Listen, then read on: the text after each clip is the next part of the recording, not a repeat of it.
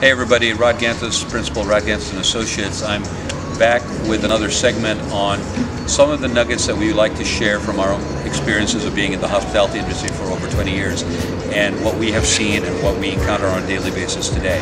And some of you have heard me say this in the past, but it really is very important to take a holistic, integrated approach to how you provide creative solutions to clients. The money that they're spending is an investment that has to have a quantifiable return on investment component, has to have a sustainability component, has to encounter how to operate it correctly, and every brand has their own standards.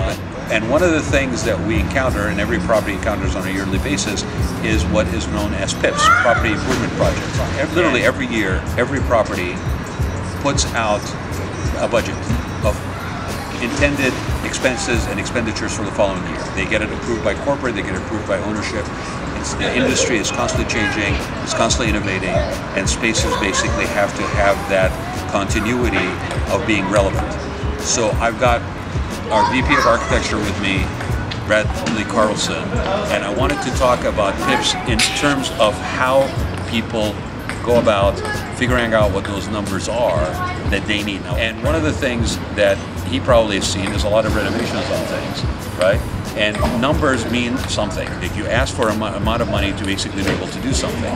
Now, from my perspective, what I have recently seen is that numbers sometimes are pulled out of the best possible projections, but they're not really based on somebody being brought in at the point of budgeting and basically then told, here's what we're trying to do, what do you think it will cost, and what are you basing those costs on?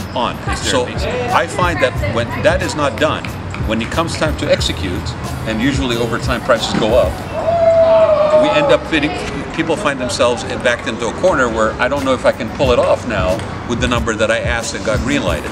From your experience from the other side, how much of that have you seen done well, and how much of it have you seen that could be done better? Like, I'm sure some people are better at it than others. There's a lot that can be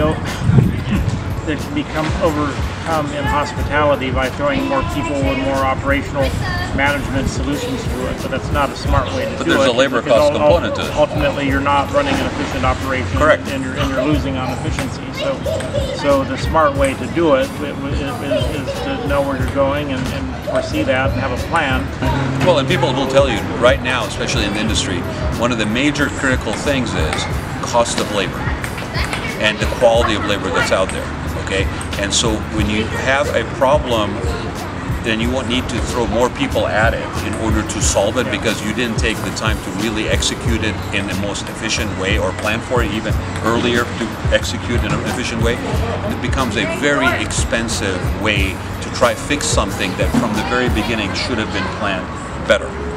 So with that being said, every year this is a reality that every property and every ownership and every general manager team or executive team basically has to face, is to plan for this. So plan for it correctly by ensuring that the people you bring on board are consultants that are going to be part of your team, that are going to help you get there, versus just throw an aesthetic at you and a promise that you end up not being delivered on. And with that being said, join us for some more of these videos with other members of our team in the future.